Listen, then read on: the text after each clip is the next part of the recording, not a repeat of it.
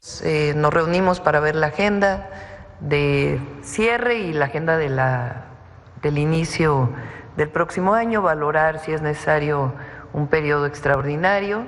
Más bien son pues nuestros adversarios que hacen grande todo esto, pero hay mucha unidad en nuestro movimiento. Y hablamos de lo que representa nuestro movimiento para el país, para nuestro pueblo y también internacionalmente. Buenas noches, gracias por el honor de su sintonía. Así la presidenta Claudia Sheinbaum aseguró que hay mucha unidad dentro del movimiento de la 4T, luego de que ayer se reuniera con Adán Augusto López y Ricardo Monreal, líderes de Morena en el Senado y San Lázaro, tras días de tensión originados por el presupuesto destinado para la Cámara Alta en 2025. Además, dijo que los integrantes del movimiento deben siempre tener en mente lo que representan para el pueblo de México y a nivel internacional. Justo a estas palabras de la presidenta reaccionó Ricardo Monreal, calificando como oportuno y correcto el llamado a la unidad interna. Además, definió la reunión que tuvo ayer en Palacio Nacional como amable, cordial y respetuosa. Hizo un llamado a la unidad interna, a mantener el interés general por encima de cualquier otro y a procurar la unidad nacional para lograr mayor desarrollo, mayor bienestar, mayor felicidad para las mayorías. Su llamado fue oportuno y correcto, con visión de futuro y con mucha claridad en sus propósitos y estrategias, y por eso lo atendemos. Yo lo hago mío y todos lo hacemos nuestro en los grupos de la Cámara de Diputados. Mientras que Luisa María Alcalde, la presidenta nacional de Morena, confió en que tanto Adán Augusto como Monreal estarán a la altura de establecer mecanismos cuando haya diferencias para resolverlos. También dijo que estuvo presente en la reunión que se hizo ayer en Palacio Nacional. Nosotros no estamos de acuerdo en que las divisiones y las diferencias se procesen de la manera en la cual se procesaron, y por eso es que se hizo un llamado a que haya diálogo, a que puede haber diferencias, sin lugar a dudas es normal, no pasa absolutamente nada, y yo creo que sí, tenemos toda la confianza que vamos a mantener la unidad hacia adelante, y que también eso nos va a ayudar pues a que sea un ejemplo a nivel estatal de lo que nosotros hemos venido planteando. Este choque llegó hasta la oposición, en donde el propio senador panista Ricardo Anaya afirmó que el desencuentro entre los líderes parlamentarios es el inicio de la autodestrucción de Morena. Exigió investigar a fondo los señalamientos de Adán Augusto sobre las irregularidades en contratos del Senado y esclarecer cualquier acto de corrupción. En otra información, hoy el Comité de Evaluación del Poder Judicial modificó la lista de aspirantes a participar en la elección judicial. En el Diario Oficial de la Federación se explicó que estos cambios se debieron a un error técnico, incluyendo a una persona inelegible por otra que sí era elegible para los cargos de tribunales colegiados de circuito, excluyendo del listado a Luis Augusto Isunza Pérez y se sumó a Josué Isaías Ariza Estrada. Recordemos que en las listas que se presentaron ayer, el Comité de Evaluación del Poder Judicial respaldó apenas a 27.4% de los interesados, dejó fuera más del 70%. Por cierto, el presidente del Senado, Gerardo Fernández Noroña, informó que sostendrá pláticas con el Comité de Evaluación del Poder Legislativo para que se abra un recurso de revisión de tal manera que si algún aspirante sintió afectados sus derechos y pese a que publicó una lista complementaria, pues dijo que el comité cumplió con su labor en tiempo y forma. Y esta tarde, el todavía embajador de Estados Unidos en México, Ken Salazar, se despidió de su cargo, develando una placa en la nueva sede de la embajada estadounidense como un símbolo de unidad entre ambas naciones, arropado por empresarios políticos mexicanos, funcionarios estadounidenses y empleados. Salazar aprovechó para recordar que llegó a México para transformar las relaciones como socios y como parte de una familia. Y luego de que el Consejo Judicial Ciudadano aprobó ya la terna de los aspirantes a la Fiscalía General de Justicia Capitalina, integrada por Berta María Alcalde, Ulrich Richter y Anaid Valero. El secretario de Gobierno de la Ciudad de México, César Cravioto, entregó ya la propuesta al Congreso local para su evaluación. Tengo el gusto de saludarlo. Secretario, gracias por su valioso tiempo. ¿Cómo estás, Pedro? Qué gusto saludarte a ti, a tu auditorio. Ya tenía rato que no hablábamos. Ya teníamos rato, pero acá está el espacio siempre para dar cuenta de lo que sucede en el gobierno de la Ciudad de México. Muchas gente gracias. Está interesada en saber cómo van con todo lo que han prometido, con todo lo que están trabajando, pero en este caso específico nos gustaría que nos dé su perspectiva respecto a este proceso. Ya entregó esta terna, ¿qué es lo que espera como secretario de Gobierno sobre esto? Bueno, en efecto, el día de hoy sesionó el Consejo Judicial Ciudadano y por unanimidad de los 10 integrantes se aprobó la terna, que incluye a Anaid Elena Valero, a Ulrich Richter y a Berta Alcalde como las 3 personas que pueden acceder a llegar a la Fiscalía General de Justicia de la Ciudad de México. Después de que sesionaron, le entregaron justamente el documento donde venía la terna a la jefa de gobierno. Lo recibimos en la oficina de la jefa de gobierno al pleno del Consejo Judicial Ciudadano, y después ya la jefa de gobierno desde esa reunión anunció que iba a mandar tal cual la terna al Congreso de la Ciudad para que sea el Congreso de la Ciudad quien decida quién de las 3 personas quedaría, si obtiene 2/3 partes de los votos, como fiscal general de justicia de la Ciudad de México. Es importante decirles que la jefa de gobierno tenía la posibilidad de, dentro de esa terna, elegir solo a 1 o a 2 personas y mandar el nombre de 1 o de 2. Pero ella dijo, no, pues como lo eligieron por unanimidad, confío en el criterio de los consejeros ciudadanos y mando la terna íntegra, tal cual como me la mandaron, y que sea el Congreso de la Ciudad quien defina quién estará al frente de la Fiscalía. Ahora, ¿tienen los números para obtener esta mayoría? Uno pensaría que bastaría con que hicieran la sugerencia de por quién ir. ¿Habrá esa sugerencia de parte del gobierno de la Ciudad de México? No, seremos muy respetuosos, como lo fuimos con el Consejo Judicial Ciudadano, de que ellos evaluaran a los distintos perfiles. De hecho, parte de la evaluación, además de hacerles entrevistas, ver sus perfiles profesionales, también hubo una evaluación para ver si cumplían con normas de honestidad, de trayectoria, que hizo la Guardia Nacional, lo que se llama un estudio de confianza. Y ellos 3 fueron los que salieron más altos, justamente. Entonces, tanto en la parte técnica como en la parte de confianza, pues fueron los mismos nombres que salieron. Entonces, nosotros decimos, quien decida el Congreso de la Ciudad de México por parte del gobierno de la ciudad, estaremos satisfechos porque son 3 buenos perfiles. ¿Busca entonces el gobierno de la ciudad una fiscalía a modo? No buscamos una fiscalía a modo, buscamos una fiscalía que se coordine con la Secretaría de Seguridad Ciudadana, con el Poder Judicial de la Ciudad de México, que esté yendo a las reuniones de gabinete de seguridad, que tengamos información conjunta, que si hay que hacer una investigación, pues todas las áreas de justicia trabajen de manera conjunta.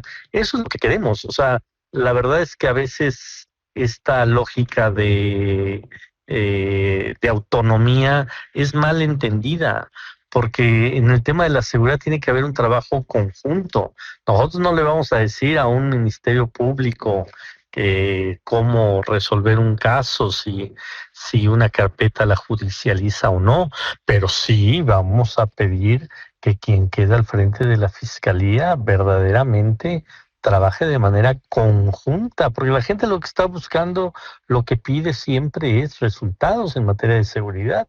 Y si está divorciada la Fiscalía de las estrategias de la Secretaría de Seguridad, si no hay comunicación con el Poder Judicial, pues no, pues se va rompiendo la posibilidad de hacer justicia. Entonces, yo creo que esos discursos de que queremos una fiscalía completamente autónoma que no trabaje con el gobierno, pues es un absurdo. Sí, cada quien en el ámbito de sus competencias, pero la gente está exigiendo trabajo en conjunto para que haya resultados. Pues gracias, estimado César, por tu valioso tiempo y por favor permanezcamos en comunicación. Gracias, Pedro. Un saludo a ti, a todo tu equipo de trabajo y a todo tu auditorio. Un abrazo. Gracias, secretario. Buenas noches. Y justamente una de las personas que aparecen en esta terna para la titularidad de la Fiscalía Capitalina es la abogada Anaid Valero. Le agradezco que nos regale su valioso tiempo. Buenas noches.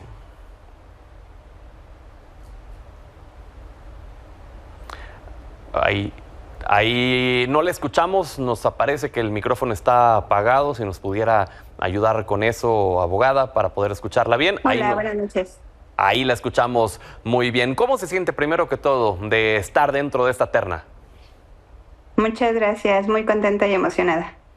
¿Cuál es el motivo por el que usted busca ser la titular de la Fiscalía de la Ciudad de México? Llevo muchos años de mi trayectoria profesional trabajando de la mano precisamente con fiscales, con servidores públicos como son los peritos, policías de investigación, y creo que puedo aportar una visión distinta a la Fiscalía. ¿Cree usted que lo que se hace hoy en día en la Fiscalía necesita modificaciones? Considero que tiene muchas áreas de oportunidad. ¿Como cuáles principalmente, abogada? Pues se pueden aprovechar algunas figuras que actualmente ya tenemos en nuestra legislación, como son los mecanismos alternativos de solución de controversia. Ahí perdimos la comunicación con la abogada, estamos teniendo fallas técnicas, vamos a retomarla para poder continuar con la entrevista y poder escuchar cuál es su visión respecto a lo que debería estar haciendo la Fiscalía de la Ciudad de México, a qué es lo que se puede mejorar, qué aspectos habrá que poner atención en ello. Abogada, ¿ahí nos escucha bien? Sí, ya los escucho, se fue la señal, una disculpa. Sí, me estaba contando de los mecanismos y las mejoras que usted ve como áreas de oportunidad. Sí, es correcto. Lo primero que se debe de hacer es que se debe de dignificar a la institución a través, evidentemente, de la función que lleva a cabo tan importante los ministerios públicos, los servicios periciales y, en este caso, la policía de investigación. Es un área que se debe de aprovechar al máximo y que debe de generar confianza en la ciudadanía. Mucho se ha hablado, fue algo que incluso le pregunté hace unos momentos al secretario de Gobierno de la ciudad, César Cravioto, si el gobierno de la Ciudad de México buscaba una fiscalía a modo. ¿Qué ve usted en este tema en particular? En este caso, mi compromiso es que sea una institución totalmente autónoma, independiente, que no permita justamente la coacción o, en este caso, algún tipo de injerencia respecto de algún poder económico, político o de cualquier otra naturaleza. Mencionaba el secretario que no buscan una fiscalía a modo, pero que lo que sí buscan es una cooperación, una coordinación. ¿En usted habría eso? No tuve la oportunidad de escuchar este pronunciamiento, no obstante, considero que se puede trabajar conjuntamente, sobre todo con la Secretaría de Seguridad Ciudadana, en esta parte de la prevención del delito, también justamente en la persecución del mismo, ya no solamente como un modelo de procuración de justicia que sea reactivo, sino también preventivo. Ahora, estaba viendo parte de sus antecedentes y usted estuvo en la ponencia de la ministra presidenta Norma Piña como secretaria auxiliar de Acuerdos. ¿Refleja algo que ver con alguna postura de usted respecto a postura política, postura de la división que hay hoy en día, vaya, en el sistema judicial? No, por supuesto que no. Yo laboré en la ponencia de la ministra Piña en el año 2018 a 2019 y no tiene nada que ver. En este sentido, pues no solamente he elaborado en esta ponencia, sino que también pues me he desempeñado como capacitadora a nivel nacional en distintas instituciones de procuración de justicia y en tribunales superiores de justicia. Y ya por último, abogada, ¿ve piso parejo? Por supuesto, confío en el proceso. El proceso es transparente y es justo. De lo contrario, pues no me hubiera registrado para ello. Pues abogada, le agradezco que nos haya regalado su valioso tiempo. Por favor, sigamos en comunicación. Muchísimas gracias. Gracias. Vamos a una pausa, regresamos.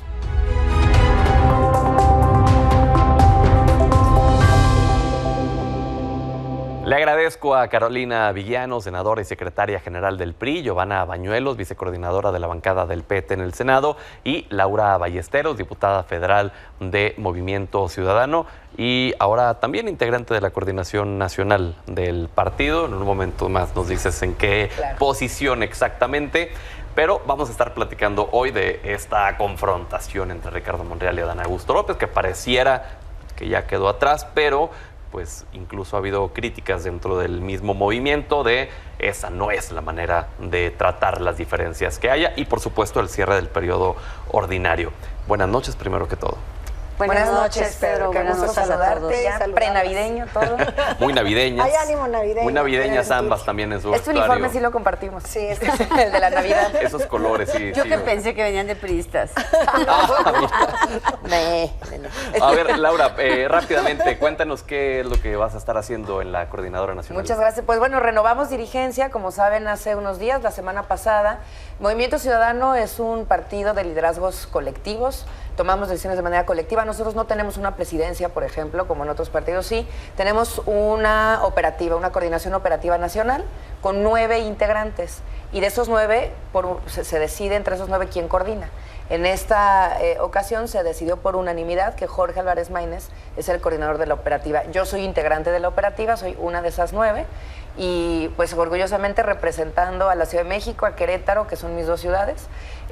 Ahí es en donde tomo las decisiones directivas del partido, donde vamos a decidir no solamente el rumbo, las causas, sino empezar a bajar el balón a todas las canchas de los territorios. Vienen 2 elecciones el año que entra. Sí.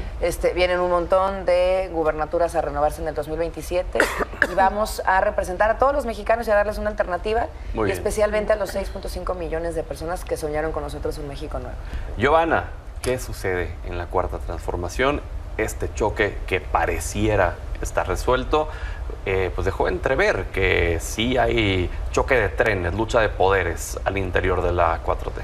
Mira, te puedo decir con seguridad de que esas diferencias están zanjadas y que nuestro movimiento, que es un movimiento amplio, que es plural también, pues definitivamente hay puntos de vista diversos y que estamos acostumbrados, porque venimos de un movimiento de izquierda, a expresarlos. Entonces nosotros no somos de quienes nos callamos nuestras eventuales diferencias, pero también, así como las expresamos, ponemos el ánimo y la voluntad por resolverlas, y creo que hemos sido testigos y testigas todos nosotros de una semana sin duda muy intensa, con pues actores políticos de talla nacional, como son los coordinadores de la mayoría en ambas cámaras del Congreso de la Unión, disputando distintos puntos de vista, pero también ayer vimos cómo se dio pie a una pues eventual reconciliación y un poco forzada, ¿no? Tal vez en vista de algunos, pero la verdad que nosotros conocemos muy bien al coordinador Adán Augusto, a Ricardo Monreal, son políticos profesionales,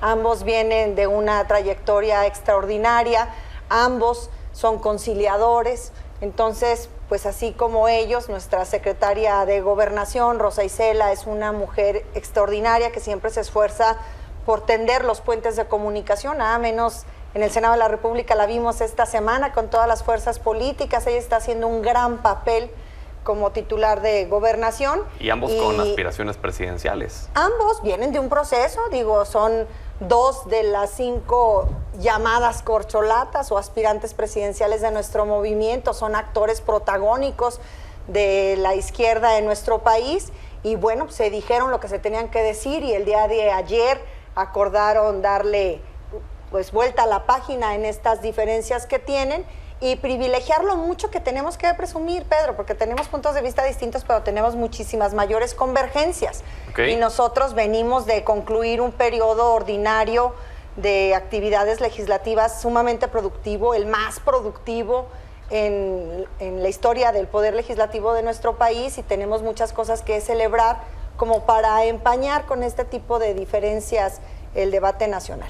Carolina, ¿qué opinas de esto? La oposición también se ha pronunciado, aunque es una cuestión ajena, pero han mencionado que es el inicio del fin de Morena, que que es una implosión de adentro hacia afuera. ¿Qué opinas tú?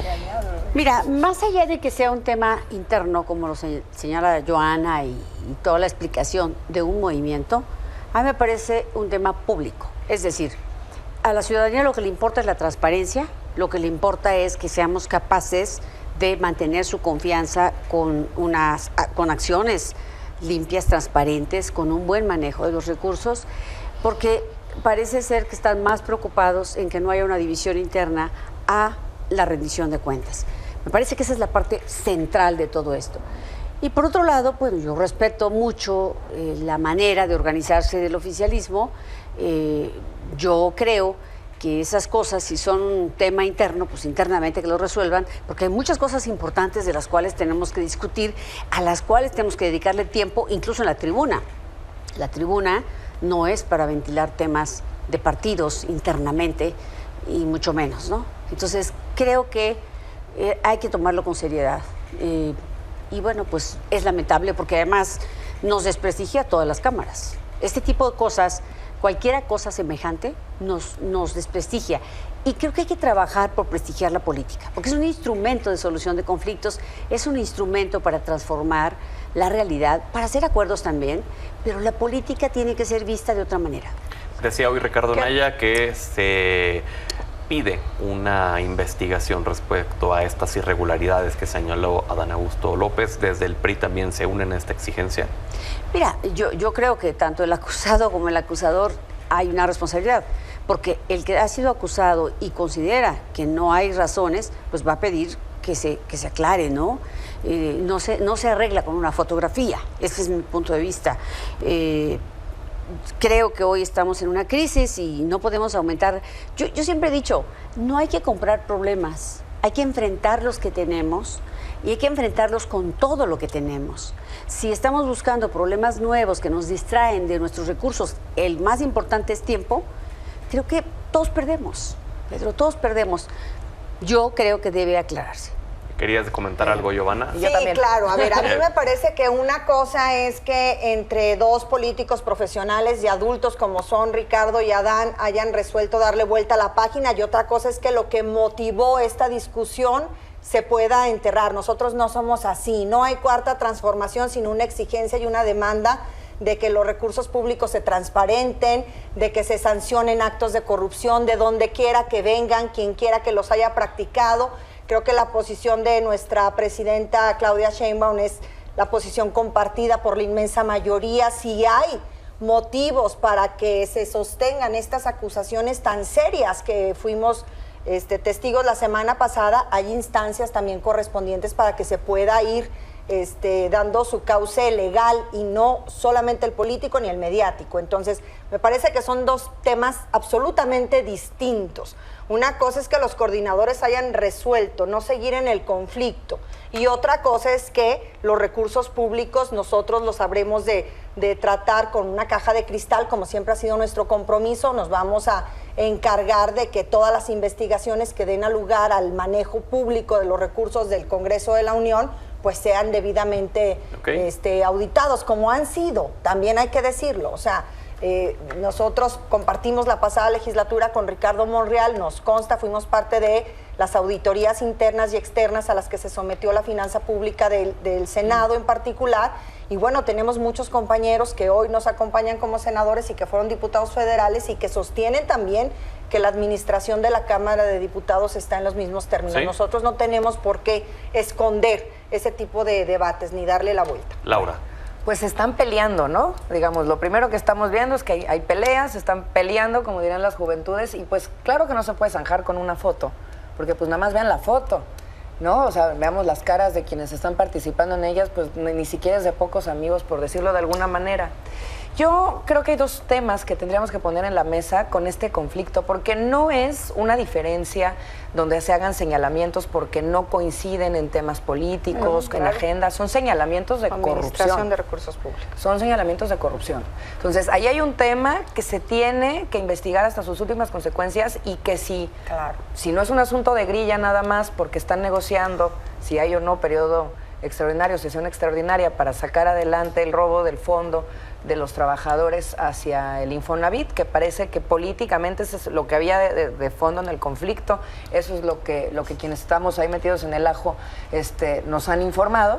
Si solamente era grilla, pues ahí se están peleando por el fondo del Infonavit. Pero si sí hay señalamientos, se tiene que denunciar. ¿Pero por qué tendrían que estarse peleando dos coordinadores parlamentarios por el fondo de una institución tripartita como es el Infonavit? Porque son un partido hegemónico, amiga, y en el cambio de régimen que están haciendo, pues los contrapesos lo hacen entre ustedes, perversa, ¿no? No, los perversos son ustedes. Pero a ver, primero, o el pleito es por la caja de los ahorros de los trabajadores del Infonavit, o sea, que le dan al Infonavit para hacer este fondo de $1 billón de pesos. 2 billones. 2 billones de pesos. 2 billones de pesos. O es por señalamientos de corrupción, pero en cualquiera de las dos, el pleito tiene fondo y es de carácter público. 2.4 Número billones. 3, y hay un punto que me encantaría poner sobre la mesa.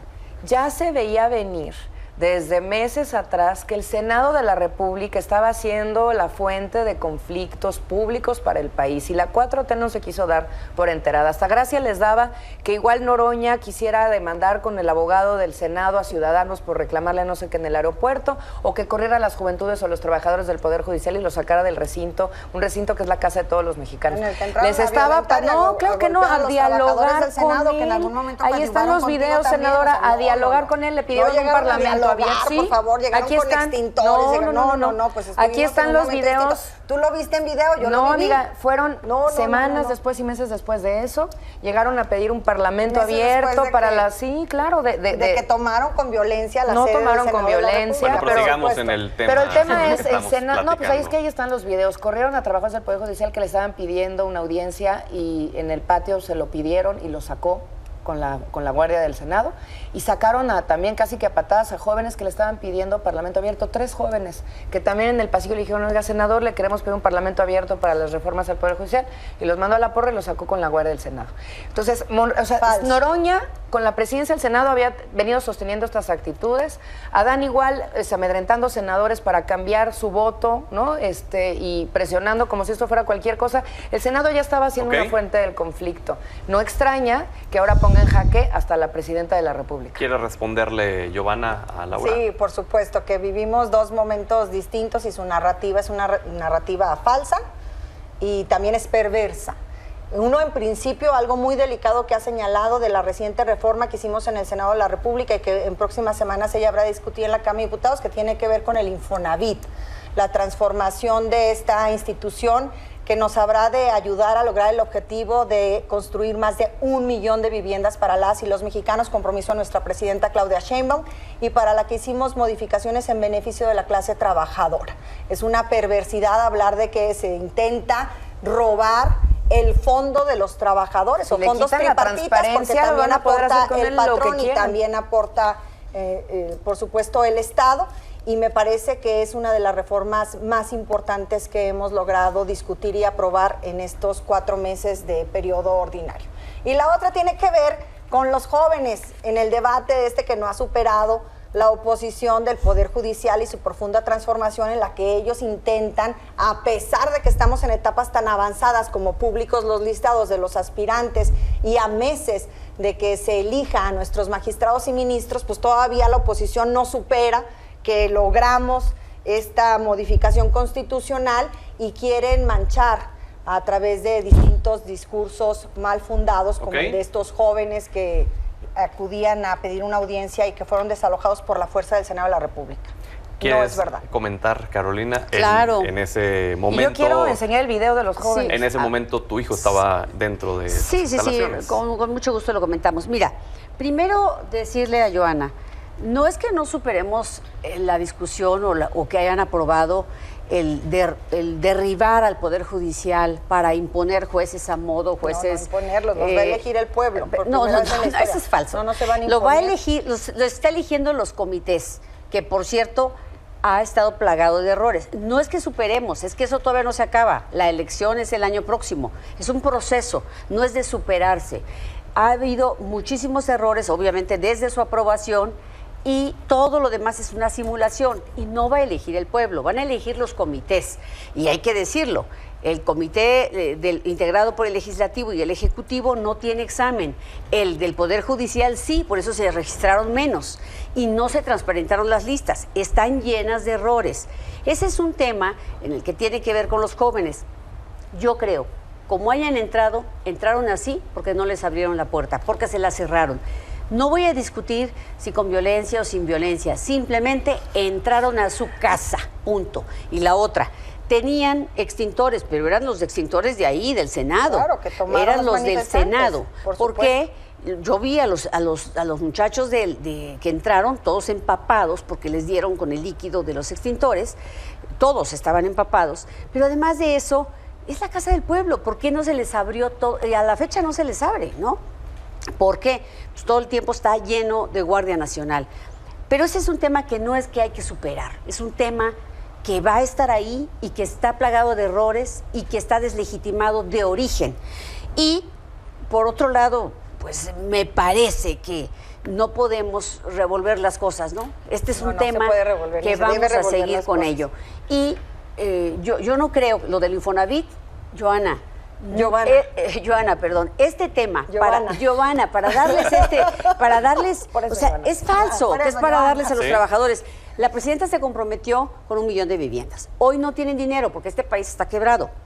Ya fueron por el dinero de los fideicomisos cuando empezó Andrés Manuel. Se los acabaron no sé en qué, miles de millones. Después se llevaron lo de los Afores. Ahora se están llevando esto del Infonavit. ¿Sabes qué sigue? Los recursos del Banco de México, porque tiene excedentes, porque hasta hace unos meses el dólar estaba en 16 pesos, hoy está en 20. Hay 300,000 millones de excedentes que no vienen en la ley de ingresos y que se van a usar. Deberían venir como ingresos, porque la ley señala que se los tienen que dar el primer trimestre a Hacienda. Entonces, es falso. ¿Por qué pensamos que se van a robar y que es un atraco lo del Infonavit? Simple y sencillamente porque quitaron muchas, o sea, hoy la mayoría en los comités la tiene el gobierno. Sí es tripartita, pero tiene menos votos los trabajadores y los patrones. El gobierno tiene más votos. Y vamos con una última intervención, se nos fue volando el tiempo. Sí. Y a manera de conclusión, porque también estamos muy tarde hoy, ¿eh? Ya esta es la última mesa del año. Sí. Entonces, una conclusión breve, por favor, sí. Laura. Pues mira, no lo digo yo, lo dicen las juventudes. Yo no sé si esto les parezca a usted, senadora, violento, pero los jóvenes le estaban pidiendo al senador Noroña. Voy a subir en mis redes sociales lo que me parece violento. Muy respetuoso, dialogante. Puertas, golpearon Esto fue meses después, compañera. Le pidieron en el Senado de manera abierta un diálogo, por favor tengamos un parlamento abierto, y el señor lo sacó con la Guardia y la Seguridad del Senado. Eso es lo que está pasando en el Senado. Por eso mi conclusión sí sería lo siguiente. La 4T tiene que poner sus barbas a remojar. En el Senado tienen un problema muy grave y se llama Noroña, se llama Adán Augusto. Han venido sistemáticamente generando problemas para el país con un exceso de testosterona y un exceso de autoritarismo también. Ojalá se corrija, porque ya les dieron el primer gran problema, y esas señalaciones y señalamientos de corrupción, pues que vayan, se presenten en las instancias, se persigan, y claro que Movimiento Ciudadano no solo acompañará, sino presentará una iniciativa para que se transparente todo el ejercicio público del Poder Legislativo y se rindan cuentas. Es el poder más opaco, tiene que rendir cuentas. Muy bien. Giovanna, breve, por favor, Giovanna. Totalmente con el tema de la rendición de cuentas, decir que nosotros cerramos el año muy contentos, un periodo ordinario, el más productivo en la historia del Poder Legislativo, más de 16 reformas constitucionales que impactaron a un número superior de artículos en la Constitución, 16 reformas a leyes secundarias, 3 leyes nuevas, que más allá de la numeralia, pues estamos hablando de la reforma al Poder Judicial, la extinción de los organismos constitucionalmente autónomos, muchas modificaciones a la Ley Federal del Trabajo en beneficio de las y los trabajadores de nuestro país, las modificaciones, por supuesto, a la Ley de Infonavit, el dotar de en el sistema ferroviario a nuestro país, para pasajeros y para carga. ¿Sí? En fin, un sinnúmero de ventajas que habrán de disfrutarlas y los mexicanos el siguiente año, nuestro siguiente presupuesto. Caro, y contigo nos despedimos. Gracias. Yo creo que no porque hayan hecho mucho significa que hayan hecho mejor las cosas. No porque tengan la mayoría significa que tengan la razón. Reformaron más del 30% de los artículos constitucionales de la Carta Magna, casi como un reglamento. En realidad, todas esas reformas que señaló son reformas que afectan a los mexicanos y lo vamos a ver desafortunadamente al tiempo. Pero yo pues, solo quiero decirles feliz Navidad y ojalá que quienes aprobaron todo esto sean capaces de mirar a sus hijos a la cara y decirles que vamos a tener un buen año 2025. Lo dudo mucho. Lo dudo mucho porque le dieron en toda la torre a la institucionalidad de este país y bueno, quedan pendientes cosas Se llama importantes. constitucionalismo abusivo. Pues gracias por haber estado con nosotros a Al lo largo contrario, también de Pedro, todo este gracias, año. gracias por invitarnos Felices a estas fiestas mesas. y fiestas acá a nos todas y a vemos todos. ya en enero. Vamos a la pausa, regresamos.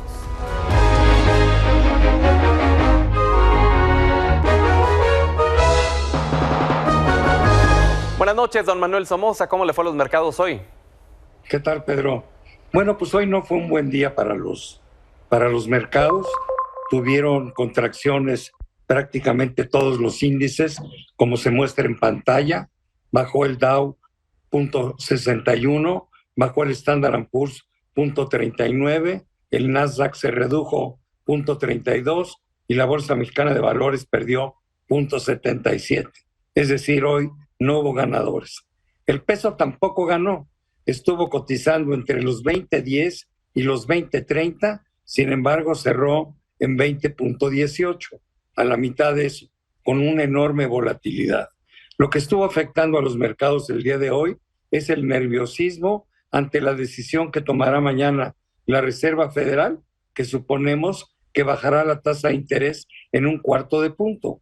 Pero en esa conferencia lo más importante va a ser la visión de esta institución hacia el 2025. ¿Cuánto será lo que bajará la tasa en el 25? Esa es la gran pregunta, pues porque este año prácticamente ya terminó. Y esa decisión hacia adelante es la que más puede afectar a los mercados y a la economía en general. ¿Y qué es lo que ve usted que va a hacer mañana la Fed, don Manuel?